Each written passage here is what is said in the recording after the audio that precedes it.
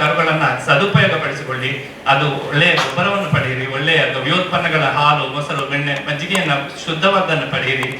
ಮನೆಗಳಲ್ಲಿ ಮಲೆನಾಡು ಗಿಡ್ಡಗಳನ್ನು ಸಾಕಿ ಅವುಗಳ ಮಹತ್ವವನ್ನು ಅರಿತು ಗೋವುಗಳ ಸಂರಕ್ಷಣೆಗೆ ಕಾರಣೀಭೂತರಾಗಬೇಕು.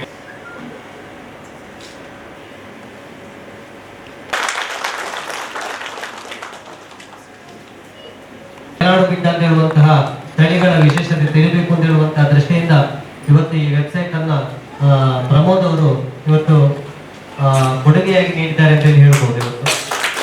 ಇವತ್ತು ಈ ಒಂದು ಅಭಿಯಾನಕ್ಕೆ ಪ್ರೋತ್ಸಾಹ ನೀಡುವ ನಿಟ್ಟಿನಲ್ಲಿ ಹಲವಾರು ವಿಷಯಗಳನ್ನು ಕೂಡ ಈ ವೆಬ್ಸೈಟ್ ನಲ್ಲಿ ಇವತ್ತು ಅಳವಡಿಸಿದ್ದಾರೆ.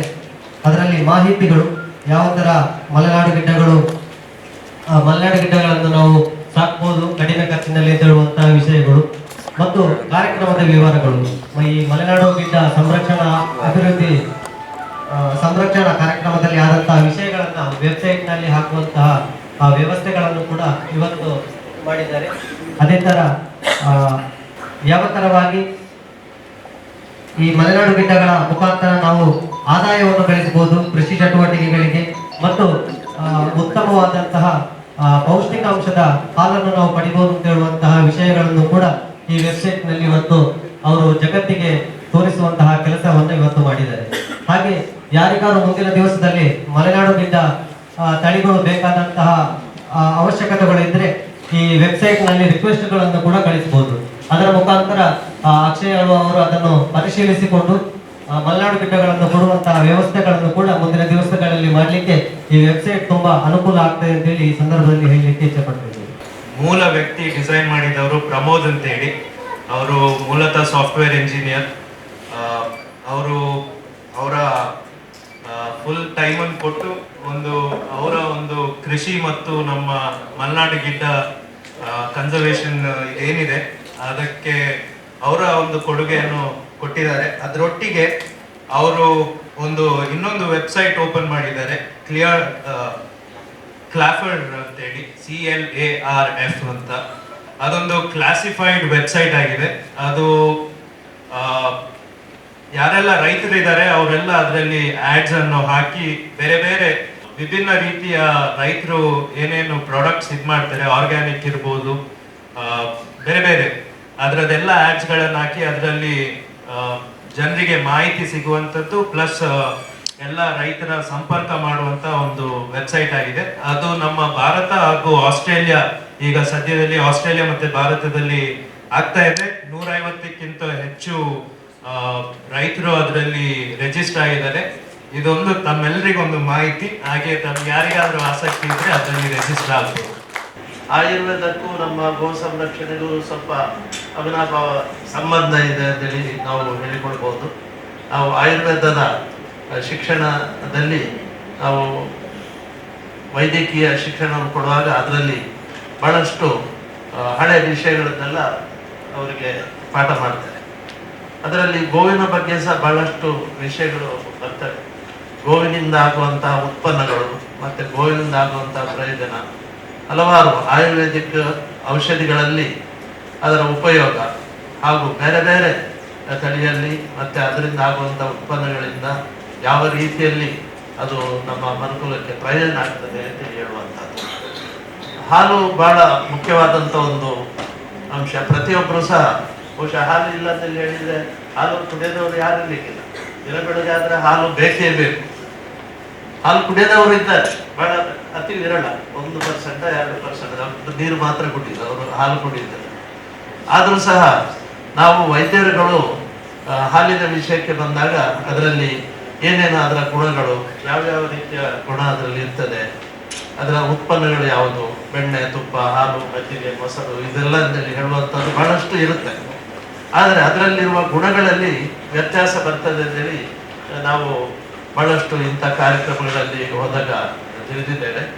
ಅದರಲ್ಲಿ ವಿಶೇಷವಾಗಿ ನಾವು ಬಹಳ ಹಿಂದೆ ನಾವು ಚಿಕ್ಕದಿರುವಾಗೆಲ್ಲ ನಾವು ಹಳ್ಳಿಯಲ್ಲಿ ಉಪಯೋಗಿಸ್ತಿದ್ದಂಥ ತಳಿಗಳು ನಮ್ಮ ನಾಡ ತಳಿ ಇತ್ತಂತ. ಅದರ ಮೇಲೆ ಬಂತು ಹೈಬ್ರಿಡ್ ತಳಿ, ಡೆನ್ಮಾರ್ಕ್ದು, ಅಲ್ಲಿದ್ದು ಇಲ್ಲಿದ್ದೆಲ್ಲ ದೊಡ್ಡ ದೊಡ್ಡ ದನಗಳನ್ನು ನೋಡಿ ಆಗುವ ನಮಗೆ ಒಂದು ವಿಶೇಷ ಕಾಣ್ತಿತ್ತು. ಒಂದೊಂದು 50 ಲೀಟ್ರ್ 100 ಲೀಟ್ರ್ ಹಾಲು ಕೊಡೋದನ್ನು ನೋಡಿದ್ದೆ. ನಮ್ಮ ದನಗಳು ಕೊಡ್ತಿದ್ದದ್ದು ಬರೀ ಒಂದು ಅರ್ಧ ಲೀಟ್ರ್ ಏನೋ ಅಷ್ಟು ಕೊಡ್ತಿತ್ತು.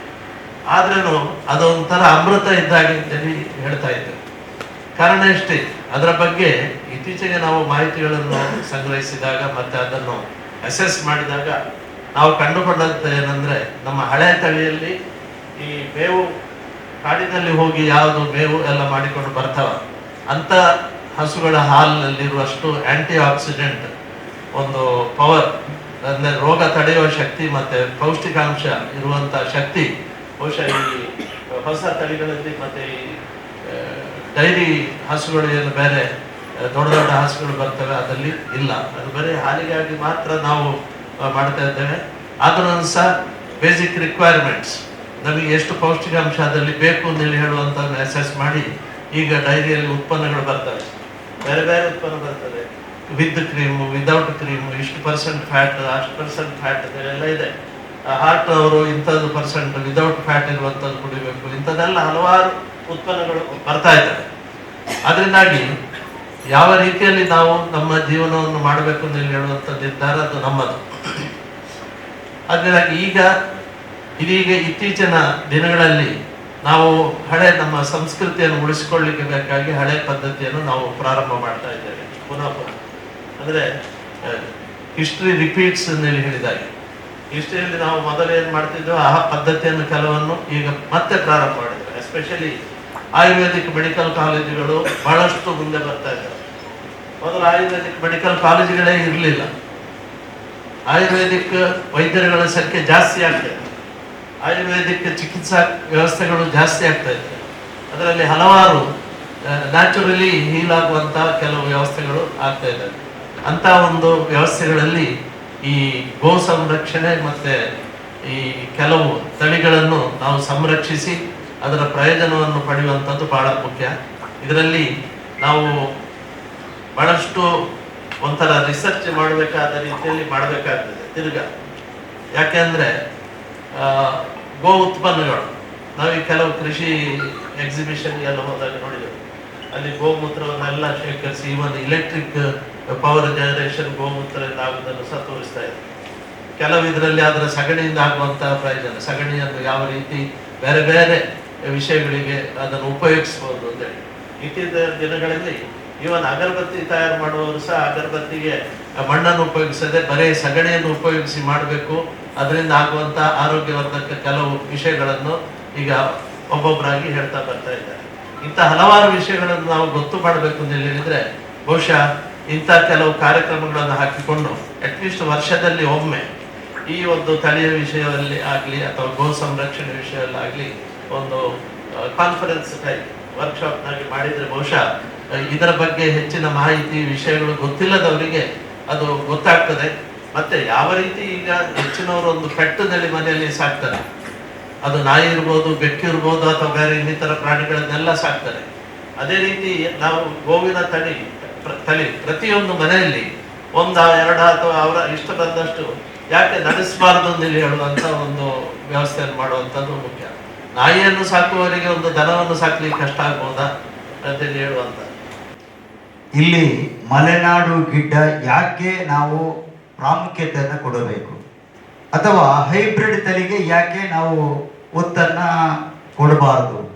ನಾವೆಲ್ಲರೂ ಕೂಡ ಕಳೆದ ಅನೇಕ ವರ್ಷಗಳಿಂದ ಹೆಚ್ಚು ಪ್ರಾಧಾನ್ಯತೆಯನ್ನು ಕೊಟ್ಟಿರತಕ್ಕಂಥದ್ದು ಹಣಕ್ಕೆ, ದುಡ್ಡು. ನಮ್ಮಲ್ಲಿ ಎಲ್ಲ ರೀತಿಯ ವಿಚಾರಗಳು ಮಾಹಿತಿಗಳು ಇದ್ರೂ ಕೂಡ ನಾವು ಗುಣಮಟ್ಟ ಮತ್ತು ಪೌಷ್ಟಿಕಾಂಶತೆಗೆ ಯಾಕೆ ಒತ್ತನ್ನು ಕೊಡುವುದಿಲ್ಲ? ಈ ಎರಡು ಸಂದರ್ಭದಲ್ಲಿ ನಾವು ಯೋಚನೆ ಮಾಡಿದಾಗ ನಾವು ಆರ್ಥಿಕತೆಗೆ ಹೆಚ್ಚು ಒತ್ತನ್ನು ಕೊಟ್ಟೆವು. ಅದರಿಂದಾಗಿ ನಮ್ಮ ಜೀವದಲ್ಲಿ ಕೂಡ ಆ ರೀತಿಯ ಒಂದು ಪೌಷ್ಟಿಕಾಂಶವನ್ನು ಕಳ್ಕೊಳ್ತಿದ್ದೇವೆ. ಹಾಗೆ ಆ ರೀತಿಯ ಒಂದು ಪೌಷ್ಟಿಕಾಂಶದ ಹೆಚ್ಚಾಗಬೇಕಾದ್ರೆ ನಾವು ಸೇವನೆ ಮಾಡುವಂತ ಎಲ್ಲ ಆಹಾರ ಪದಾರ್ಥಗಳಲ್ಲಿ ಕೂಡ ಆ ರೀತಿಯ ಒಂದು ಪೌಷ್ಟಿಕಾಂಶಗಳು ಬರಬೇಕು. ಆ ರೀತಿಯ ಒಂದು ಆಹಾರವನ್ನು ಸೇವಿಸಿದಾಗ ನಮ್ಮ ಜೀವದಲ್ಲಿ ಕೂಡ ಆ ರೀತಿಯ ಒಂದು ಪೌಷ್ಟಿಕಾಂಶಗಳು ಬರಲಿಕ್ಕೆ ಸಾಧ್ಯ. ಎರಡನೇದಾಗಿ ಮಲೆನಾಡು ಗಿಡ್ಡ ಏನಿದೆ ಅದು ಸಾಕಾಣಿಕೆಗೂ ಕೂಡ ಭಾರಿ ಸುಲಭ. ಅಕಸ್ಮಾತ್ ಎಲ್ಲಿಯಾದರೂ ಬಿದ್ದು ಕೈಕಾಲು ಮುರಿದಾಗ ನಾವು ಅದಕ್ಕೆ ಚಿಕಿತ್ಸೆಯನ್ನ ಮಾಡಬೇಕಾದ್ರೆ 1-2 ಜನರಲ್ಲಿ ನಮಗೆ ಮಾಡಲಿಕ್ಕೆ ಸಾಧ್ಯ ಇದೆ. ನನ್ನಲ್ಲಿ ಸುಮಾರು ಒಂದು 6 ಹೈಬ್ರಿಡ್ ತಳಿಗಳಿದೆ. ಅದಕ್ಕೆ ಕಾಯಿಲೆ ಬಂದರೆ ಕನಿಷ್ಠ ಒಂದು 6-7 ಜನ ಬೇಕು. ಅದನ್ನು ಎತ್ತಬೇಕಾದ್ರೆ ಮೆಷನೇ ತರಬೇಕಷ್ಟೆ. ಮತ್ತೆ ಅದರಿಂದ ಸಿಗುವಂಥ ಹಾಲು ಏನಿದೆ ಅದರಲ್ಲಿ ಕೂಡ ನಮ್ಮ ಮಲೆನಾಡು ಗಿಡ್ಡದಲ್ಲಿರ್ತಕ್ಕಂಥ ಒಂದು ಪೌಷ್ಟಿಕಾಂಶತೆಗಳು ಇಲ್ಲ.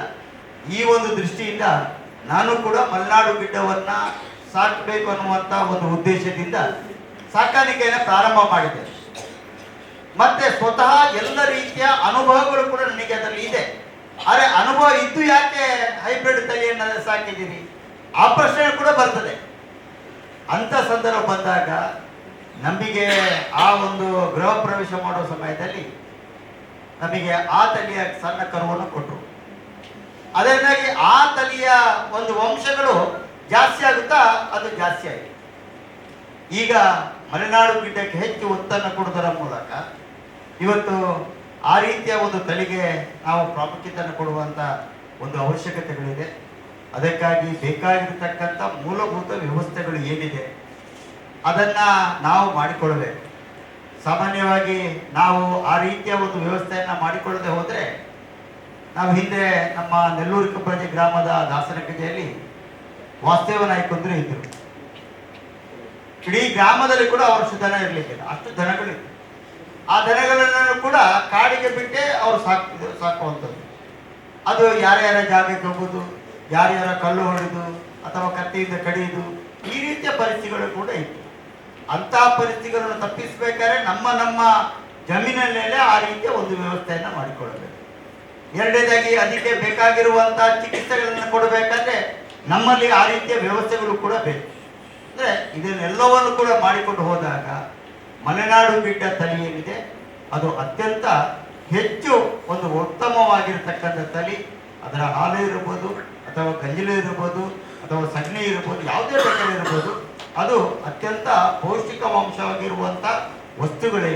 ನಾವು ದುಡ್ಡಿಗೆ ಹೆಚ್ಚು ಆದ್ಯತೆಯನ್ನು ಕೊಡದೆ ನಾವು ನಮ್ಮ ಬದುಕಿಗೆ ಮತ್ತು ನಮ್ಮ ಕೃಷಿಗೆ ನಾವು ಮತ್ತು ಭೂಮಿಯ ಫಲವತ್ತತೆಗೆ ಸಂಬಂಧಪಟ್ಟಾಗೆ ನಾವು ಹೆಚ್ಚು ಗಮನವನ್ನು ಕೊಟ್ಟಾಗ ನಾವು ಬೆಳೆದಿರತಕ್ಕಂಥ ಯಾವುದೇ ಆಹಾರ ಪದಾರ್ಥಗಳಿರ್ಬೋದು ಅದರಲ್ಲಿ ಕೂಡ ಉತ್ತಮ ಗುಣಮಟ್ಟಗಳು ಬರುವುದರ ಮೂಲಕ ಮತ್ತು ನಾವು ಆ ಒಂದು ಆಹಾರಗಳನ್ನು ಸೇವನೆ ಮಾಡೋದರಿಂದಾಗಿ ನಮ್ಮ ದೇಹದಲ್ಲಿ ಕೂಡ ಆ ರೀತಿಯ ಒಂದು ಪೌಷ್ಟಿಕಾಂಶತೆ ಜಾಸ್ತಿಯಾಗಿ ರೋಗ ನಿರೋಧಕ ಶಕ್ತಿಗಳು ಬಂದು ನಮ್ಮ ಆರೋಗ್ಯವನ್ನು ಕೂಡ ಉತ್ತಮವಾಗಿ ಕಾಪಾಡಿಕೊಳ್ಳಿಕ್ಕೆ ಸಾಧ್ಯ ಆಗ್ತದೆ. ನಾನು ನಮ್ಮ ಹಿಂದಿನ ಕಾಲದಲ್ಲಿ ಆಗನ ಕಾಲ ಇದ್ದಲ್ಲಿ ಇವತ್ತು ಕಾಡಿಗೆ ಬಿಡತಕ್ಕಂತ ಕಾಲಘಟ್ಟ ಇತ್ತು.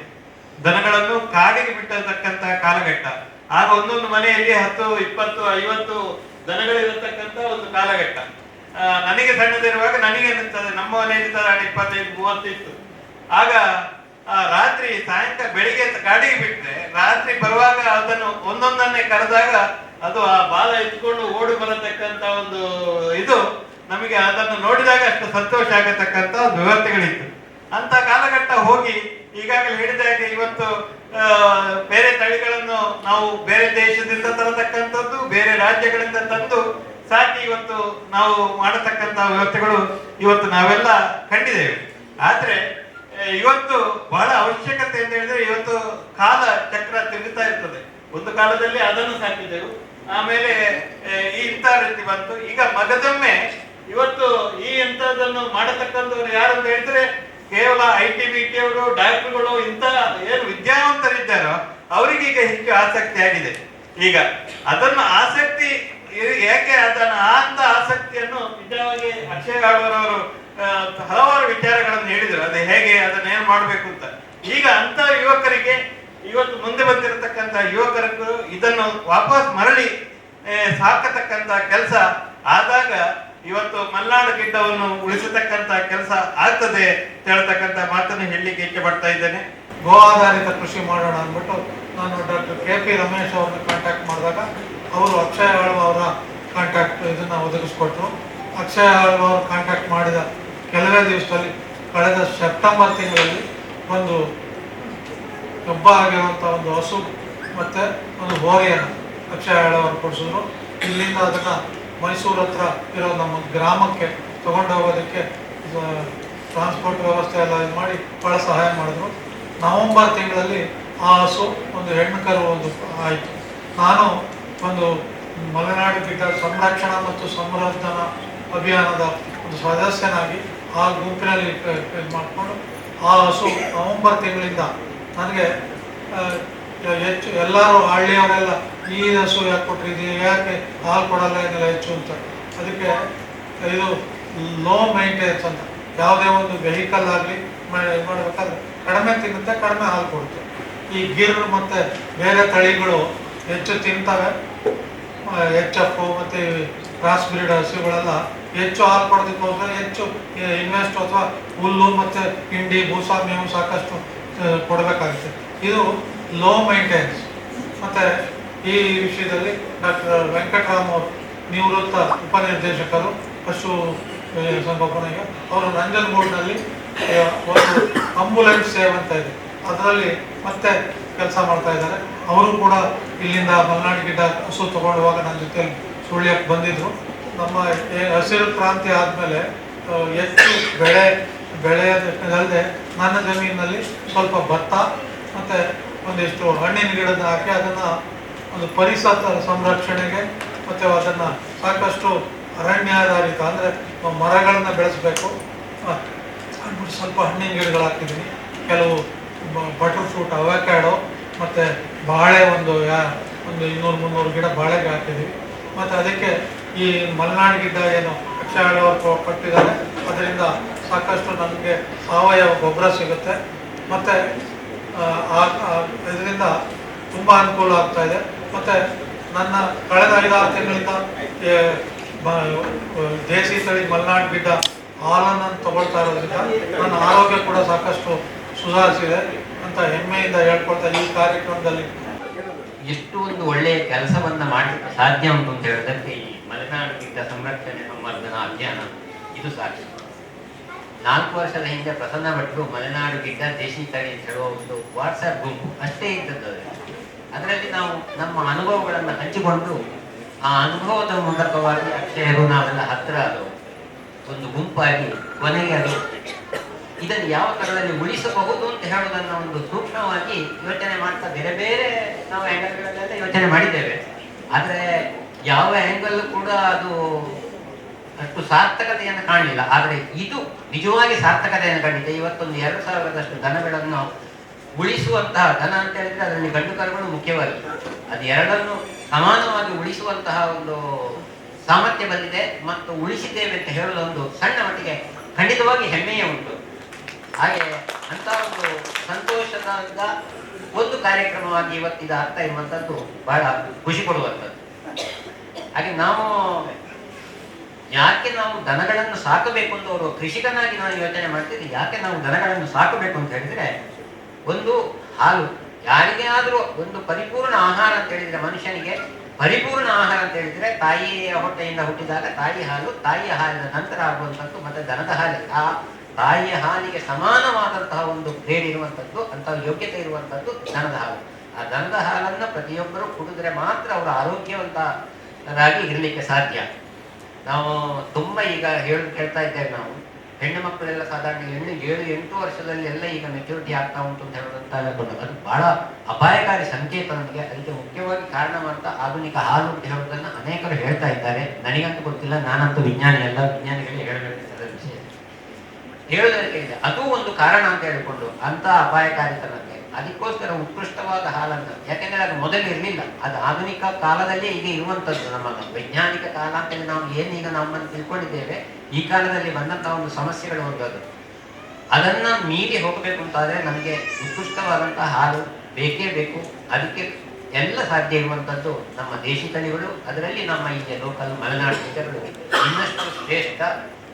ಒಂದು ಹಾಗೆ 2 ಒಳ್ಳೆಯ ಗವ್ಯೋತ್ಪನ್ನಗಳು ಬೇಕು ಅಂತಾದ್ರೆ ಕೂಡ ನಮಗೆ ಮಲೆನಾಡು ಗಿಡ್ಡನ್ನು ನಾವು ಸಾಕಲೇಬೇಕಾಗಿದೆ.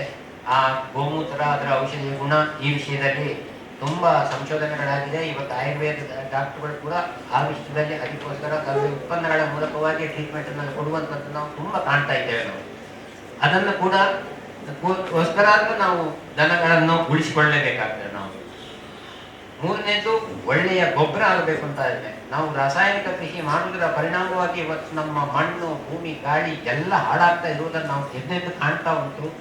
ನಮ್ಮ ಸುತ್ತಮುತ್ತಲಲ್ಲಿ ನಾವು ಪರೀಕ್ಷೆ ಮಾಡ್ತಿದ್ರೆ ಇವತ್ತೀಗ ಎಲೆಚುಟ್ಟಿ ರೋಗ ಇರ್ಬೋದು, ಹಳದಿ ರೋಗ ಇರ್ಬೋದು, ಮತ್ತೆ ಕಟ್ಟಿಕೀಟ ಇರ್ಬೋದು, ಇಂಥ ರೋಗಗಳನ್ನು ನಮ್ಮ ಅಡಿಕೆಯಲ್ಲಿ ನಮಗೆ ಹೆಚ್ಚು ಅದು ವರ್ಷದಿಂದ ವರ್ಷಕ್ಕೆ ತನ್ನ ರೋಗವನ್ನ ವಿಸ್ತರಿಸುವುದನ್ನು ನೋಡುವಾಗ ಆ ಮಣ್ಣಿನ ಫಲವತ್ತತೆಗೋಸ್ಕರವಾಗಿ ಅದು ಆಗ್ತಾ ಇರುವುದನ್ನು ಹೇಳಿಕೊಂಡು ಹೇಳುವಾಗ ನಮಗೆ ದನದ ಗೊಬ್ಬರದ ಮಹತ್ವದ ಅರಿವು ಆಗ್ತದೆ. ಆ ಕಡೆಗೆ ನಾವು ಯೋಚನೆ ಮಾಡಲಿಲ್ಲ ಅಂತೇಳಿ ಆದರೆ ನಮಗೆ ಮುಂದೆ ಇನ್ನಷ್ಟು ಭಯಂಕರವಾದ ಸಮಸ್ಯೆಗಳು ಬರಬಹುದು ಅಂತ ಹೇಳುವುದನ್ನು ನಾವು ಕಲ್ಪಿಸಿಕೊಂಡು ಅದಕ್ಕೋಸ್ಕರ ನಾವು ದನಗಳನ್ನು ಸಾಕಲೇಬೇಕು. ದನದ ಮೂಲಕವಾಗಿ ನಾವು ಕೃಷಿಯನ್ನ ಮಾಡಲೇಬೇಕಾಗುತ್ತೆ. ಅಥವಾ ಅದರಲ್ಲೂ ಕೂಡ ದೇಶಿ ತಳಿ ಹೈನುಗಾರಿಕೆ ಇದೆಯಲ್ಲ, ಅಥವಾ ಹೈನುಗಾರಿಕೆ ಇರ್ಬೋದು ಅಥವಾ ಸಗಣಿ ಇರ್ಬೋದು, ಇದಕ್ಕೆ ಒಂದಕ್ಕೊಂದು ತುಂಬಾ ಅನ್ಯೋನ್ಯ ಸಂಬಂಧ ಇದೆ. ಡಾಕ್ಟರ್ KV ಚಿದಾನಂದ್ ಅವರು ಬಹಳ ಹಿಂದೆ ನಾವು ಯಾವ ತರದಲ್ಲಿ ಹಸುಗಳನ್ನ ಸಾಕ್ತಾ ಇದ್ರು ಅನ್ನೋದ್ರ ಬಗ್ಗೆ ಬಹಳ ತಿಳಿಸ್ಕೊಟ್ರು. ಆವಾಗ ಅನಿಸ್ತಾ ಇತ್ತು, ನನ್ನ ಚಿಕ್ಕ ಜೀವನನು ಚಿಕ್ಕವನೇ ಆಗಿದ್ದಾಗ ನಾನು ದಿನಾ ಬೆಳಿಗ್ಗೆ 6 ಗಂಟೆಗೆ ಎಳ್ಳೇಬೇಕು. ನಮ್ಮಮ್ಮ ಎಬ್ಸೋರು, ಯಾಕೆಂದ್ರೆ ಹಸುಗಳನ್ನ ಹೊಡ್ಕೊಂಡು ಹೋಗ್ಬೇಕಿತ್ತು. 8:30ವರೆಗೆ ನಾನು ಹಸುಗಳನ್ನ ನೋಡ್ಕೊಂಡ್ಬಿಟ್ಟು ಆ ನಂತರ ಸ್ಕೂಲಿಗೆ ಸ್ನಾನ ಮಾಡ್ಬಿಟ್ಟು ಗಂಜಿ ಊಟ ಮಾಡ್ಬಿಟ್ಟು ಹೋದಂತ ದಿನಗಳನ್ನ ನಾವು ನೆನೆಸ್ಕೋತೀವಿ. ನಮ್ಮ ತಂದೆ ತಾಯಿ ಇಬ್ರು ಕೂಡ ಯಾವತ್ತೂ ಕೂಡ ಅವರು ಸ್ಕೂಲಿಗೆ ಹೋದವರಲ್ಲ. ಅಕ್ಷರ ಅವರು ನಮ್ಮ ತಂದೆಯವರು ಕೂಡ ಅಕ್ಷರನ್ನ ಮನೆಯಲ್ಲೇ ಕಲ್ತಿದ್ದಂತೆ. ಅವ್ರ ತಂದೆಯವರು 13ನೇ ವರ್ಷದಲ್ಲಿ ತೀರೋದ ನಂತರ ಆ ತರದಿಂದ ಬಂದಿದ್ರಿಂದ ನಮ್ಮ ಜೀವನದಲ್ಲಿ ಅಡಿಕೆ ತೋಟ ಇತ್ತು, ಆನಂತರ ಬೇರೆ ವ್ಯವಹಾರಗಳು ಕೂಡ ಇತ್ತು. ಎಲ್ಲ ಇದ್ರೂ ಕೂಡ ವಿದ್ಯಾಭ್ಯಾಸದ ಬಗ್ಗೆ ನಮ್ಮ ತಂದೆ ತಾಯಿಗಳಿಗೆ ಆಸಕ್ತಿ ಇತ್ತು. ಯಾಕೆಂದ್ರೆ ಅವ್ರಿಗೆ ಅದು ಇರ್ಲಿಲ್ಲ. ಯಾವಾಗ ಯಾವ್ದು ಇರಲ್ವೋ ಅದ್ರ ಬಗ್ಗೆ ಆಸಕ್ತಿ. ಇವತ್ತು ನಮ್ಮ ಮಲ್ನಾಡ್ ಗಿಡ್ಡ ಹಾಲ್ನಲ್ಲಿ ಇರುವಂತ ಗುಣ ಬೇರೆ ಹಾಲ್ನಲ್ಲಿ ಇಲ್ಲ ಅಂತ ಹೇಳಿ ಅನೇಕರು ಹೇಳಿದ್ರು. ಅದಕ್ಕೆ ನಾನು ಮತ್ತು ಡಾಕ್ಟರ್ ಗಂಗಾಧರ್ ಅವರು ನಿಮ್ಯಾನ್ಸ್ ಅಲ್ಲಿ ಡೈರೆಕ್ಟರ್ ಆಗಿದ್ರು. ಅವ್ರ ಜೊತೆ ಸಂಶೋಧನೆ ಕೆಲವು ಮಾಡ್ಬೇಕಾದ್ರೆ ಹಾಲ್ನಲ್ಲಿ ಏನಿದೆ, ನಮ್ಮ ತಾಯಿ ಹೇಳ್ತಾ ಇದ್ರು ನನಗೆ, ಹಸುವಿನ ಹಾಲು ಕುಡಿದ್ರೆ ಬುದ್ಧಿ ಚುರುಕಾಗ್ತದೆ, ಎಮ್ಮೆ ಹಾಲು ಕುಡಿದ್ರೆ ಮಂದ ಆಗ್ತದೆ ಅಂತ ಹೇಳ್ತಾ ಇದ್ರು. ಅದ್ರ ಬಗ್ಗೆ ಏನು ಅಂತ ಹೇಳಿ ನಮ್ಮ ಆಯುರ್ವೇದಿಕ್ ಡಾಕ್ಟರ್ ಕೂಡ ಕೆಲವರು ಹೇಳೋರು, ನನಗೂ ಅನೇಕರ ಪರಿಚಯ ಇತ್ತು. ಇದರ ಬಗ್ಗೆ ಸಂಶೋಧನೆ ಮಾಡ್ತಾ ಹೋದಾಗ ಹಸುವಿನ ಹಾಲಿನಲ್ಲಿ ಲ್ಯಾಕ್ಟೋಫೆರಿನ್ ಅನ್ನುವಂಥದ್ದು. ಲ್ಯಾಕ್ಟೋಫೆರಿನ್ ಈಗ ಯಾರು ನೀವು ಫಿಸಿಯಾಲಜಿಸ್ಟ್ ಮೆಡಿಕಲ್ ಕಾಲೇಜ್ನಲ್ಲಿ ಯಾರನ್ನೇ ಹೋಗಿ ಕೇಳಿ, lactoferrin is very essential for the neuron development ಅಂತ ಫಸ್ಟ್ ಹೇಳ್ತಾರೆ. ನ್ಯೂರಾನ್ ಡೆವಲಪ್ಮೆಂಟ್ ಆಗಬೇಕಾದ್ರೆ ಮಕ್ಕಳಿಗೆ ಲ್ಯಾಕ್ಟೋಫೆರಿನ್ ಅಂಶ ಬೇಕೇ ಬೇಕು. ಆ ಅಂಶ ನಮ್ಮ ಮಲ್ನಾಡ್ ಗಿಡ್ಡದಲ್ಲಿ 300 ಮೈಕ್ರೋಗ್ರಾಮ್ ಪರ್ ml ಇದೆ. ಅದೇ ನೀವು ವಿದೇಶಿ ಹಸು HF ಹಸು ಶ್ರೀಯುತ ಅಂಗಾರೆ ಅವರು ಹೇಳಿದ್ರು, HF ನಲ್ಲಿ 30 ಮೈಕ್ರೋಗ್ರಾಮ್ ಇದೆ, ಎಮ್ಮೆ ಹಾಲಿನಲ್ಲೂ ಕೂಡ 30 ಮೈಕ್ರೋಗ್ರಾಮ್ ಇದೆ, 10 ಪಟ್ಟಿದೆ. ಈಗ ನಾವು ಯಾರೇ ಫಿಸಿಯಾಲಜಿಸ್ಟ್ ತಗೊಂಡ್ರು ಕೂಡ ತಾಯಿ ಹಾಲು ಬಹಳ ಮುಖ್ಯ ಮಗುಗೆ. ಯಾಕೆ ಅಂತ ಹೇಳಿದ್ರೆ ಅದರಲ್ಲಿ 1000 ಮೈಕ್ರೋಗ್ರಾಮ್ ಅಂದ್ರೆ 1000 ಮೈಕ್ರೋಗ್ರಾಮ್ 1 ml ತಾಯಿ ಹಾಲಿನಲ್ಲಿದೆ. ಆದ್ರಿಂದಾನೇ ತಾಯಿ ಹಾಲು ಮಗುವಿಗೆ ಸರ್ವಶ್ರೇಷ್ಠ. ಅದು ಸಿಗದೇ ಇದ್ದಾಗ ನಮ್ಮ ಹಸುಗಳ ಹಾಲು, ಅದರಲ್ಲೂ ಕೂಡ ಮಲ್ನಾಡ್ ಗಿಡ್ಡ ಅಂತಹ ಡಾರ್ಕ್ ವೆರೈಟಿ ಅಂತ ಹೇಳ್ತೀವಿ, ಚಿಕ್ಕ ವೆರೈಟಿಯ ಹಾಲು ಬಹಳ ಉತ್ತಮವಾದದ್ದು. ಅದೇ ರೀತಿಯಲ್ಲಿ ಅನೇಕ ವಿಶಿಷ್ಟ ಗುಣಗಳಿದೆ. ನೆಕ್ಸ್ಟ್ ಸಮಯದ ಅಭಾವ ಇರೋದ್ರಿಂದ ನಾನು ಹೆಚ್ಚು ಅದರ ಬಗ್ಗೆ PPT ಬಗ್ಗೆ ಗಮನ ಕೊಡೋದಿಲ್ಲ. ಹಸುವಿನ ಹಾಲು ಇರ್ಬೋದು, ಸಗಣಿ ಇರ್ಬೋದು, ಗೋಮಯ, ಗೋಮೂತ್ರ ಪ್ರತಿಯೊಂದು ಕೂಡ ಉಪಯೋಗ ಆಗುವಂಥದ್ದು. ನೆಕ್ಸ್ಟ್ ಈಗ ನಾವೇನ್ ಮಾಡ್ಬೇಕು ಅಂದ್ರೆ ನಮ್ಮ ವಾತಾವರಣಕ್ಕೆ ಯಾವ ಸೂಕ್ತದ ಅದನ್ನ ನಾವು ಬೆಳೆಸ್ಕೊಬೇಕು. ಈಗ ಮಲ್ನಾಡ್ ಏರಿಯಾ ಇರ್ಬೋದು, ಕರಾವಳಿ ಏರಿಯಾ ಇರ್ಬೋದು, ಇಲ್ಲಿ ಮಲ್ನಾಡ್ ಗಿಡ್ಡನೇ ಬಹಳ ಸೂಕ್ತವಾಗಿದೆ. ಅದ್ಮೇಲೆ ಈ ಹಸುಗಳಲ್ಲಿ ವಿಶಿಷ್ಟ ಗುಣಗಳಿದೆ. ಅಮೃತ್ ಮಹಲ್ ಅಂತ ಒಂದು ತಳಿ ಇದೆ. ಆ ಮೇಲ್ಗಡೆ ಫೋಟೋ ಹಾಕಿದ್ದೀನಿ, ಕೆಳಗಡೆ ಮಲ್ನಾಡ್ ಗಿಡ್ಡ ಹಾಕಿದ್ದೀನಿ. ಯಾಕೆ ಹಾಕಿದ್ದೀನಿ ಅಂತ ಹೇಳಿದ್ರೆ, ಅಮೃತ್ ಮಹಲ್ ಯುದ್ಧದಲ್ಲೂ ಕೂಡ 2ನೇ ವರ್ಲ್ಡ್ ವಾರ್ನಲ್ಲೂ ಕೂಡ ಅಫ್ಘಾನಿಸ್ತಾನದಲ್ಲೆಲ್ಲ ಇವತ್ತಿಗೂ ಕೂಡ ಬಹಳಷ್ಟು ತೊಂದರೆ ಅನುಭವಿಸುತ್ತೆ. ಈವನ್ ಹೆಲಿಕಾಪ್ಟರ್ ಲ್ಯಾಂಡ್ ಆಗಕ್ಕಾಗಲ್ಲ. ನಾನು ಅರುಣಾಚಲ್ ಪ್ರದೇಶದಲ್ಲಿ ವರ್ಕ್ ಮಾಡ್ಬೇಕಾದ್ರೆ ನೋಡ್ತಾ ಇದ್ದೆ. ನಾವು ಎಷ್ಟೋ ಸರಿ ಹೆಲಿಕಾಪ್ಟರ್ ಕಾತ್ಕೊಂಡು ತಾವಾಂಗಿಂದ ಗೌಹಾಟಿಗೆ ಹೋಗ್ಬೇಕಂದ್ರೆ ಕ್ಯಾನ್ಸಲ್. ಯಾಕೆಂದ್ರೆ ಅಲ್ಲಿ ವಾತಾವರಣ ಕೆಟ್ಟಿದೆ ಅಂತ. ಅದು ಯಾವ ವಾತಾವರಣಕ್ಕೆ ಯಾವ್ಯಾವ ಹಸುಗಳು ಹೊಂದ್ಕೋತಾವ ಅದಕ್ಕೆ ಸರಿಯಾದದ್ದು ಸಾಕ್ಬೇಕು. ಈಗ ಭುಜ, ಅದಕ್ಕೆ ಗಂಗೆ ತೊದಲು ಅಂತ ಹೇಳ್ತೀವಿ. ಇವೆಲ್ಲ ನಮ್ಮ ದೇಶೀಯ ಹಸುಗಳಲ್ಲಿ ಇರ್ತದೆ. ಯಾಕೆ ಇರ್ತದೆ ಅಂದ್ರೆ ನಾವೆಲ್ಲ ಬದುಕಿರೋದು ಉಷ್ಣ ವಲಯದಲ್ಲಿ. ಅದೇ ನೀವು ಶೀತ ವಲಯಕ್ಕೆ ಹೋದ್ರೆ ಅವು ಯಾವೂ ಬೇಕಾಗಲ್ಲ. ಈ ನಮ್ಮ ದೇಶೀಯ ತಳಿಗಳು ಉಸಿರಿನ ಮುಖಾಂತರ ಅಂದ್ರೆ ಪ್ಯಾಂಟಿಂಗ್ ಮಾಡಲ್ಲ. ಯಾವತ್ತೂ ಪ್ಯಾಂಟಿಂಗ್ ಅಂತ ಹೇಳ್ತೀವಿ. HF ಅಲ್ಲಿ 40 ಡಿಗ್ರಿ ಆಯಿತು ಅಂತ ಹೇಳಿದ್ರೆ ಬಾಯಿ ಮುಖಾಂತರ ಉಸಿರಾಡ್ತವೆ. ಆದ್ರಿಂದನೇ ಬೇಸಿಗೆನಲ್ಲಿ ಹಾಲು ಕಮ್ಮಿ ಆಗುತ್ತೆ. ಅದೇ ದೇಸಿ ತಳಿಗಳಲ್ಲಿ ಸ್ವೆಟ್ ಗ್ಲ್ಯಾಂಡ್ಸ್ ಅಂದ್ರೆ ಉಷ್ಣ ಗ್ರಂಥಿಗಳು 2ರಿಂದ 3 ಪಟ್ಟು ಸೈಜ್ ಇರುತ್ತೆ ಪ್ರತಿಯೊಂದು. ಅದೇ ರೀತಿಯಲ್ಲಿ ನಂಬರಲ್ಲೂ ಕೂಡ 2ರಿಂದ 3 ಪಟ್ಟು ಇರುತ್ತೆ. ಆದ್ರಿಂದನೇ ನಮ್ಮ ದೇಶಿ ಹಸುಗಳು ನೀರಿನ ಅಂಶವನ್ನ ಹೊರಗೆ ಬಹಳ ಸುಲಭವಾಗಿ ಹೊರಗೆ ಹಾಕ್ತವೆ ಬೇವರಿನ ಮೂಲಕ, ನಮ್ಮ ಹಾಗೇನೆ. ಆದ್ರಿಂದನೇ ಗೀರ ಹಸು ಇರ್ಬೋದು, ತಾರ್ಪಾರ್ಕರ್ ಇರ್ಬೋದು, ತಾರ್ ಡೆಸರ್ಟ್ ಅಲ್ಲೂ ಕೂಡ ಬದುಕೊಂಡಿದ್ದಾವೆ. ಅದೇ HF ಅಲ್ಲಿ ಇರಲ್ಲ. ಅದೇ ರೀತಿಯಲ್ಲಿ ಥೈಲೇರಿಯಾ ಪಾರ್ವಾತ, ಥೈಲೇರಿಯಾ ಟಿಕ್ ಬಾರ್ನ್ ಡಿಸೀಸ್ ಅಂತ ಹೇಳ್ತೀವಿ. ಇವು ಯಾವುದು ಇವುಗಳಲ್ಲಿ ಕಡಿಮೆ. ಆ ನಂತರ ಅನೇಕ ಕಾಂಟ್ರವರ್ಸಿನೂ ಇವತ್ತ ಇದೆ. ಕೊನೆಯ ವರ್ಟಿಬ್ರಾ ಅಂತ ಹೇಳ್ತೀವಿ. ಮಲ್ನಾಡ್ ಗಿಡ್ಡ ಇರ್ಬೋದು, ನಮ್ಮ ದೇಶಿ ತಳಿಗಳಲ್ಲಿ ಇಂಗ್ಲಿಷ್ನಲ್ಲಿ ನಾವು ರೂಡಿಮೆಂಟ್ರಿ ಅಂತ ಹೇಳ್ತೀವಿ. ಡಾಕ್ಟರ್ ಇದ್ದೀರಾ ಕೆಲವರೆಲ್ಲ, ಕರೆಕ್ಟಾಗಿ ಗೊತ್ತಾಗುತ್ತೆ ಅವರಿಗೆ. ರೂಡಿಮೆಂಟ್ರಿ ಅಂತ ಹೇಳಿದ್ರೆ ಅದು ತುಂಬಾ ಡೆವಲಪ್ ಆಗಿಲ್ಲ. ಅದೇ HF ಅಲ್ಲಿ ಏನು ಫುಲ್ಲು ಡೆವಲಪ್ ಆಗಿರುತ್ತೆ. ಯಾಕೆ ಅಂತ ಹೇಳಿದ್ರೆ ಚಳಿ ಪ್ರದೇಶದಲ್ಲಿ ಈ ನೊಣ ಇರ್ಬೋದು, ಸೊಳ್ಳೆ ಇರ್ಬೋದು, ಇವೆಲ್ಲ ಕೂರುವಂಥದ್ದು ಬಹಳ ಕಡಿಮೆ. ಅದೇ ನಮ್ಮ ಉಷ್ಣವಲಯದಲ್ಲಿ ಅವೆಲ್ಲ ಕೂತ್ಕೊಳ್ತವೆ. ಆದ್ರಿಂದನೇ ಬಾಲನ್ನ ತಿರುಗಿಸಕ್ಕಾಗತ್ತೆ, ಬಾಲದಲ್ಲಿ ಹೊಡೆದ್ಬಿಟ್ಟು ಓಡಿಸ್ತವೆ. ಮಲ್ನಾಡ್ ಗಿಡ್ಡ ಇರ್ಬೋದು, ನಮ್ಮ ಎಲ್ಲ ದೇಶಿ ತಳಿಗಳು. ಆಮೇಲೆ ನೋಡಿ, ನಮ್ಮ ದೇಶದಲ್ಲಿ 50-52 ಡಿಗ್ರಿವರೆಗೂ ಹೋಗುತ್ತೆ. ಇವತ್ತು ರಾಜಸ್ಥಾನದಲ್ಲಿ ಬೇಸಿಗೆನಲ್ಲಿ ಹೋದ್ರೆ 52ವರೆಗೂ ಹೋಗುತ್ತೆ. ಅಂಥದ್ರಲ್ಲೂ ಕೂಡ ನಮ್ಮ ದೇಶಿ ತಳಿಗಳು ತಾಳ್ಕೊಳ್ತವೆ. ಅದ್ಮೇಲೆ ಇವತ್ತು ಮಲ್ನಾಡ್ ಗಿಡ್ಡ ನಮ್ಮ ಮನೆಯಲ್ಲಿ 15 ಹಸು ಕರು ಹಾಕ್ತಾ ಇತ್ತು. 15 ಕರು ಹಾಕಿತ್ತು ಒಂದು ಹಸು. ನಾವು ಪ್ರತಿಯೊಬ್ಬರಿಗೂ ಕೂಡ ಅದೇ ಹಸುನ ಹಾಲನ್ನ ಕೊಡುವಂತ ಅಭ್ಯಾಸ ಇತ್ತು. ವರ್ಷಕ್ಕೊಂದು ಕರು ಹಾಕ್ತಾ ಇತ್ತು. ಅದೇ ವಿದೇಶಿ ಹಸುಗಳಲ್ಲಿ ಏನಾಗುತ್ತೆ ಅಂದ್ರೆ ಬೇಸಲ್ ಮೆಟಬಾಲಿಕ್ ರೇಟ್ ಅಂತ, ಮೆಡಿಕಲ್ ಇಲ್ಲಿರೋರಿಗೆ ಆಯುರ್ವೇದಿಕ್ ಅವರಿಗೆ ಗೊತ್ತಾಗುತ್ತೆ. BMR ಅಂತ ಹೇಳ್ತೀವಿ ಇಂಗ್ಲಿಷ್. BMR ನಮ್ಮ ದೇಶಿ ಹಸುಗಳಲ್ಲಿ ಬಹಳ ಕಡಿಮೆ, ಅದೇ ವಿದೇಶಿ ಹಸುಗಳಲ್ಲಿ ಬಹಳ ಜಾಸ್ತಿ. ಆದ್ರಿಂದಲೇ ಏನಾಗುತ್ತೆ ಅಂದ್ರೆ 1-2 ದಿನ ಆಹಾರ ಸರಿಯಾಗಿ ಸಿಗಲಿಲ್ಲ ಅಂದ್ರೆ ಗಬ್ಬದಿಲ್ಲಲ್ಲ. Reproduction is a luxury but not a necessity ಅಂತ ಇಂಗ್ಲಿಷ್ ನಲ್ಲಿ ಹೇಳ್ತೀವಿ. ಯಾವತ್ತೂ ಕೂಡ ರಿಪ್ರೊಡಕ್ಷನ್ ಬಹಳ ಬೇಗ ಅಫೆಕ್ಟ್ ಆಗುತ್ತೆ. ಆದ್ರಿಂದನೇ ವಿದೇಶಿ ತಳಿಗಳನ್ನ ಇಟ್ಕೊಂಡ್ರೆ ನಾವು ಒಂದಿನನೂ ಕೂಡ ಅವಕ್ಕೆ ಆಹಾರದಲ್ಲಿ ವ್ಯತ್ಯಾಸ ಮಾಡ್ಲಿಕ್ಕೆ ಆಗಲ್ಲ. ಅದೇ ನಮ್ಮ ದೇಶಿ ಹಸುಗಳಾದ್ರೆ ಬರಗಾಲ ಬಂದರೂ ಕೂಡ ತಡ್ಕೋತವೆ, ಆ ನಂತರ ಮತ್ತೆ ಗಬ್ಬ ನಿಲ್ತವೆ. ಅದನ್ನ ಕೂಡ ನಾವು ಗಮನ ಹರಿಸ್ಬೇಕು. ಈಗ ನೋಡಿ, ನಮ್ಮಲ್ಲಿ ಹಾಲಿನ ತಳಿಗಳು ಕೂಡ ಇದಾವೆ. ಯಾವ ಪ್ರದೇಶದಲ್ಲಿ ಇದಾವೆ? ಎಲ್ಲಿ ಮಧ್ಯ ಸಮನಾದ ಜಾಗ ಇದೆ, ಅಲ್ಲಿ ಮಿನರಲ್ಸ್ ಎಲ್ಲ ಜಾಸ್ತಿ ಇರುತ್ತೆ, ಅಂತ ಜಾಗದಲ್ಲಿ ಇದಾವೆ. ಇದು ಡ್ಯೂಯಲ್ ಪರ್ಪಸ್ ಅಂತೀವಿ, ಹಾಲು ಮತ್ತು ಕೆಲಸಕ್ಕೆ ಎರಡಕ್ಕೂ ಆಗುವಂತ ತಳಿಗಳು. ಡ್ರಾಫ್ಟ್ ಪರ್ಪಸ್ ಅಂತೀವಿ. ನಮ್ಮ ರಾಜ್ಯದಲ್ಲಿ ಸೌತ್ ಇಂಡಿಯಾದಲ್ಲಿ ಅಂದ್ರೆ ದಕ್ಷಿಣ ಭಾರತದಲ್ಲಿ ಕಂಡು ಬರುವಂತದೆಲ್ಲ ಹೆಚ್ಚಿನವೆಲ್ಲ ಡ್ರಾಫ್ಟ್ ಪರ್ಪಸ್. ಯಾಕೆ ಅಂತ ಹೇಳಿದ್ರೆ ಇಲ್ಲಿಯ ವಾತಾವರಣ ಏರು ತಗ್ಗು ಜಾಸ್ತಿ, ಮಿನರಲ್ಸ್ ಎಲ್ಲ ಹೊರದೋಗ್ತದೆ ನೀರಿನ ಜೊತೆನಲ್ಲಿ. ನೋಡಿ, ಹಿಂದಿಂದು ಗಾಸ್ ಬ್ರೀಡ್ಸ್ ಅಂತ ಹೇಳಿದ್ರು. ಇದರಲ್ಲಿ ಪುಂಗನೂರು ಈಗ ಆಂಧ್ರ ಪ್ರದೇಶದಲ್ಲಿ ಇದೆ, ಅದೇ ರೀತಿಯಲ್ಲಿ ವೆಚ್ಚೂರ್ ಅಂತ ಕೇರಳದಲ್ಲಿ ಇದೆ, ನಮ್ಮ ರಾಜ್ಯದಲ್ಲಿ ಮಲ್ನಾಡ್ ಗಿಡ್ಡ ಇದೆ.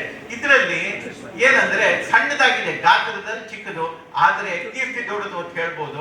ಯಾಕೆ ಅಂತ ಹೇಳಿದ್ರೆ ಲ್ಯಾಕ್ಟೋಫೆರಿನ್ ಅಂಶ ತುಂಬಾ ಜಾಸ್ತಿ ಇದೆ. ಅದ್ರ ಜೊತೆಗೆ ಕ್ಯಾಲ್ಸಿಯಂ ಅಂಶನೂ ಕೂಡ ಇಲ್ಲಿ ನಮ್ಮ ದೇಶಿ ತಳಿಗಳಲ್ಲಿ ಕ್ಯಾಲ್ಸಿಯಂ ಅಂಶನೂ ಕೂಡ ತುಂಬಾ ಜಾಸ್ತಿ ಇರುತ್ತೆ. ನಿಮಗೆಲ್ಲ ತಿಳಿದಿರುವಂತೆ ಗೋವಿಗೆ ನಮ್ಮ ಹಿಂದೂ ಸಂಸ್ಕೃತಿಯಲ್ಲಿ ಒಂದು ವಿಶೇಷ ಸ್ಥಾನಮಾನ ಇದ್ದು ಇವುಗಳನ್ನು ನಮ್ಮ ಆಚಾರ ವಿಚಾರಗಳಲ್ಲಿ ಅಳವಡಿಸಿಕೊಂಡಿದ್ದೇವೆ. ವೇದಗಳಲ್ಲಿ ಹಾಗೂ ಸುಮಾರು 2000-3000 ವರ್ಷಗಳ ಹಳೆಯ ಇತಿಹಾಸವಿರುವ ಆಯುರ್ವೇದದಲ್ಲಿ ವೈದಿಕ ಹಾಗೂ ಧಾರ್ಮಿಕ ವಿಧಿವಿಧಾನಗಳಲ್ಲಿ ಗೋವಿನ ಮಹತ್ವವನ್ನು ಹಾಗೂ ಅದರ ಉಪಾಯವನ್ನು ತಿಳಿಸಿದ್ದಾರೆ. ಬಹಳ ಮುಖ್ಯವಾಗಿ ಆಯುರ್ವೇದದಲ್ಲಿ ಗೋವಿನ ಉತ್ಪನ್ನಗಳನ್ನು ಚಿಕಿತ್ಸೆಗಾಗಿ ಹಾಗೂ ಔಷಧೀಯ ಉತ್ಪನ್ನಗಳ ತಯಾರಿಕೆಗಾಗಿ ಬೇರೆ ಬೇರೆ ವಿಧಾನಗಳಲ್ಲಿ ಉಪಯೋಗಿಸಬಹುದಾಗಿದೆ. ವೇದ ಕಾಲದಲ್ಲಿ ಹಸುಗಳನ್ನು ಸಂಪತ್ತು ಮತ್ತು ಸಮೃದ್ಧಿ ಸಂಕೇತಗಳೆಂದು ಪರಿಗಣಿಸಲಾಗಿದೆ. ಮಹಾಕಾವ್ಯ ಕಾಲದಲ್ಲಿ ವಸಿಷ್ಠ ಮಹರ್ಷಿ ಆಶ್ರಮದಲ್ಲಿ ಕಾಮಧೇನು ಹಸುವಿನ ದೈವಿಕ ಶಕ್ತಿಯನ್ನು ರಾಮಾಯಣದಲ್ಲಿ ಉಲ್ಲೇಖಿಸಿರುವುದು ನಿಮಗೆ ತಿಳಿದಿರಬಹುದು. ಹಾಗೆಯೇ ಶ್ರೀಕೃಷ್ಣ ಪರಮಾತ್ಮನನ್ನು ಗೋಪಾಲಕ, ಗೋವಿಂದ, ಗೋಪಿಜನ ವಲ್ಲಭ ಎಂಬ ಹೆಸರಿನಿಂದ ಕರೆಯುತ್ತಿದ್ದರು. ವೈದಿಕ ಉತ್ತರ ಕಾಲದಲ್ಲಿ ಮನುಸ್ಮೃತಿ ಎಂಬ ಧರ್ಮಶಾಸ್ತ್ರದಲ್ಲಿ ಹಸುವನ್ನು ಪವಿತ್ರವೆಂದು ಪರಿಗಣಿಸಿ ಅದರ ಸಂಹಾರವನ್ನು ಮಹಾಪಾಪ ಎಂದು ಹೇಳಲಾಗಿದೆ. ಆಧುನಿಕ ಹಾಗೂ ಕಲಿಯುಗದಲ್ಲಿ ನೋಡುವುದಾದರೆ ಭಾರತದ ಸಂವಿಧಾನದಲ್ಲಿ ಆರ್ಟಿಕಲ್ 48ರ ಅಡಿಯಲ್ಲಿ ಅದರ ನಿರ್ದೇಶನ ತತ್ವಗಳು ಹಸುಗಳ ರಕ್ಷಣೆಯನ್ನು ಪ್ರೋತ್ಸಾಹಿಸುತ್ತವೆ. ಭಾರತದಲ್ಲಿ ಹಸುವನ್ನು ಮಾತೆ ಎಂದು ಪೂಜಿಸುತ್ತಾರೆ. ಆಧುನಿಕ ಕಾಲದಲ್ಲಿ ಹಸುವಿನ ಉತ್ಪನ್ನಗಳನ್ನು ವಿಶೇಷವಾಗಿ ಗೋಮೂತ್ರ ಮತ್ತು ಪಂಚಗವ್ಯ ಬಹಳಷ್ಟು ಸಂಶೋಧನೆ ಈಗಾಗಲೇ ಡಾಕ್ಟರ್ ರಮೇಶ್ ಅವರು ಈಗಾಗಲೇ ಹೇಳಿದ್ದಾರೆ. ಸಂಶೋಧನೆ ನಡೀತಾ ಇದ್ದಾವೆ, ಸಂಶೋಧನೆ ಈಗಾಗಲೇ ನಡೆದಿದೆ. ಆಯುರ್ವೇದದಲ್ಲಿ ಔಷಧಗಳನ್ನು 2 ವಿಧಗಳಾಗಿ ದ್ರವ್ಯಗಳನ್ನು 2 ಯೋನಿ ಅಂತ ಹೇಳ್ತೇವೆ ನಾವು, 2 ವಿಧಗಳಲ್ಲಿ ವಿಂಗಡಿಸ್ಬೋದು. ಸ್ಥಾವರ ಹಾಗೆ ಜಂಗಮ. ಸ್ಥಾವರ ಅಂತ ಹೇಳಿದರೆ ನಿಂತಲೇ ಇರುವಂಥದ್ದು, ಅಂದರೆ ಸ್ಟಾಗ್ನೆಂಟ್ ಹೇಳ್ತೇವೆ. ಅದರಲ್ಲಿ ಸಸ್ಯಜನ್ಯ ಮತ್ತು ಖನಿಜ ಅಂದರೆ ಮಿನರಲ್ಸ್ ಇದನ್ನು ತಯಾರಿಸುವಂಥ ಔಷಧಿಗಳು. ಹಾಗೆ ಜಂಗಮ ಅಂದರೆ ಮೂವ್ಮೆಂಟ್ ಇರುವಂಥವು, ಅಂದರೆ ಪ್ರಾಣಿಜನ್ಯ ಉತ್ಪನ್ನಗಳು. ಇದನ್ನು ಈ 2 ವಿಧಗಳಿಂದ ನಾವು ದ್ರವ್ಯಗಳನ್ನು ಆಯುರ್ವೇದ ಉತ್ಪನ್ನಗಳನ್ನು ಉತ್ಪತ್ತಿ ಮಾಡಲು ಅಥವಾ ಉಪಯೋಗಿಸುತ್ತೇವೆ. ಆಯುರ್ವೇದದಲ್ಲಿ ಗೋವಿನ ಉತ್ಪನ್ನಗಳ ಬಗ್ಗೆ ಬಹಳಷ್ಟು ಉಲ್ಲೇಖಗಳು ದೊರೆಯುತ್ತವೆ. ಅವುಗಳಲ್ಲಿ ವಿಶೇಷವಾಗಿ ಪಂಚಾಮೃತ ಹಾಗೂ ಪಂಚಗವ್ಯಕ್ಕೆ ಬಹಳ ಪ್ರಾಮುಖ್ಯತೆಯನ್ನು ಕೊಟ್ಟಿದ್ದಾರೆ. ನಿಮಗೆಲ್ಲ ತಿಳಿದಿರುವ ಹಾಗೆ ಪಂಚಾಮೃತವನ್ನು ನಮ್ಮ ಸಂಸ್ಕೃತಿಯಲ್ಲಿ ಧಾರ್ಮಿಕ ಕ್ರಿಯೆಗಳಲ್ಲಿ ಉಪಯೋಗಿಸ್ತಾರೆ. ಹಾಗೆ ಆಯುರ್ವೇದದಲ್ಲಿ ಇದರ ಬಗ್ಗೆ ಹೇಳುವುದಾದರೆ ಸದಾನಂದ ಶರ್ಮಾ ಇವರು ಬರೆದಂತಹ ಹೊಸತರಂಗಿಣಿ ಪುಸ್ತಕದಲ್ಲಿ ಗವ್ಯಂ ಕ್ಷೀರಂ ದಧಿಗೃತಂ ಮಾಕ್ಷಿಕಂ ಶರ್ಕರ ಪಂಚಾಮೃತಂ ಸಮಾಖ್ಯಾತಂ ರಸಕರ್ಮ ಪ್ರಸಾದಕಂ, ಅಂದರೆ ಈ ಪಂಚಾಮೃತವನ್ನು ನಮ್ಮ ಸಂಸ್ಕೃತಿಯಲ್ಲಿ ಹೇಳಿದಾಗೆ ರಸೌಷಧಿ ತಯಾರಿಕೆಯಲ್ಲಿ ಸಹ ಇದನ್ನು ಉಪಯೋಗಿಸ್ತಾರೆ. ಪಂಚಾಮೃತ ಎಂದರೆ ಹಸುವಿನ ಹಾಲು, ಮೊಸರು, ತುಪ್ಪ ಹಾಗೂ ಜೇನು, ಸಕ್ಕರೆ ಇದನ್ನು ಸಮ್ಮಿಶ್ರಣ ಮಾಡಿ ಇದನ್ನು ಪಂಚಾಮೃತ ಅಂತ ನಾವು ಕರಿತೇವೆ.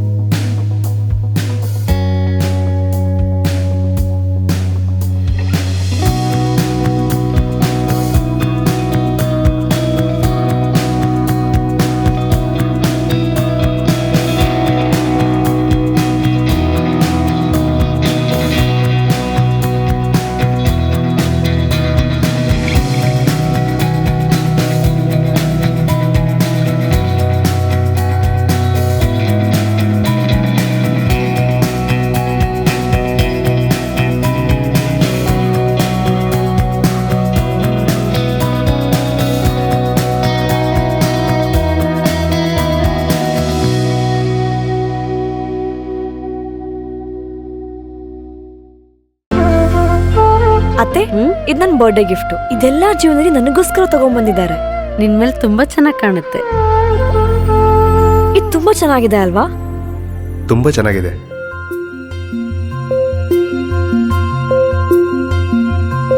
It will look really good on you. Amma? Huh? Mother is always son's first love.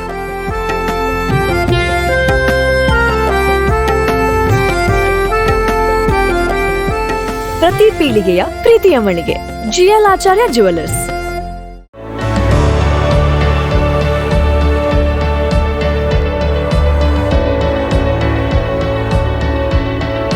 ನಮಸ್ಕಾರ ರೈತ ಬಾಂಧವರೇ, ಬಿಸು ಕಳೆದಿತ್ತು, ಇನ್ನೇನು ಕೃಷಿ ಮಾಡೋದಿಕ್ಕೆ ಸೂಕ್ತ ಸಮಯ. ಹಾಗಾಗಿ ಉತ್ತಮ ಗುಣಮಟ್ಟದ ಗಿಡಗಳಿರುವ ನರ್ಸರಿಯನ್ನ ಹುಡುಕ್ತಾ ಇದ್ದೀರಾ? ಹಾಗಾದ್ರೆ ನಮ್ಮ ಸುಳ್ಯದ ಮೊಗರ್ಪಣೆ ಮಸೀದಿ ಮುಂಭಾಗವಿರುವ ಕರ್ನಾಟಕ ಅಗ್ರಿ ಗಾರ್ಡನ್ ನರ್ಸರಿಗೆ ಭೇಟಿ ಕೊಡಿ. ಇಲ್ಲಿ 3 ಎಕರೆ ಜಮೀನಿನಲ್ಲಿ ತಯಾರಾಗ್ತಾ ಇದೆ ಉತ್ತಮ ತಳಿಯ ಹೈಬ್ರಿಡ್ ತೆಂಗಿನ ಗಿಡಗಳು, ಕೋಕೋ ಗಿಡಗಳು, ಅಡಿಕೆ ಗಿಡಗಳಾದ ಎಂಟರಮಂಗಲ, ಮೋಹಿತ್ ನಗರ, ಸೈಗಾನ್, ರತ್ನಗಿರಿ, ಸುಮಂಗಲ, ಸ್ವರ್ಣ ಮಂಗಳ, ಊರಿನ ಮಂಗಳ ಮತ್ತು ಜಾಯಿಕಾಯಿ ಗಿಡ, ವಿವಿಧ ರೀತಿಯ ಹಣ್ಣಿನ ಗಿಡಗಳು, ಕರಿಮೆಣಸಿನ ಕಸಿ ಗಿಡ, ಪಣಿಯೂರು 7 ಲಭ್ಯ ಹಾಗೂ ಶತಮಂಗಲ ಅಡಿಕೆ ಗಿಡಗಳು ಲಭ್ಯ. Karnataka agri garden nursery, Mogarpane, Halegate, Sullia. Booking ಆಗಿ ಇಂದೇ ಸಂಪರ್ಕಿಸಿ 9048865019 99465238001.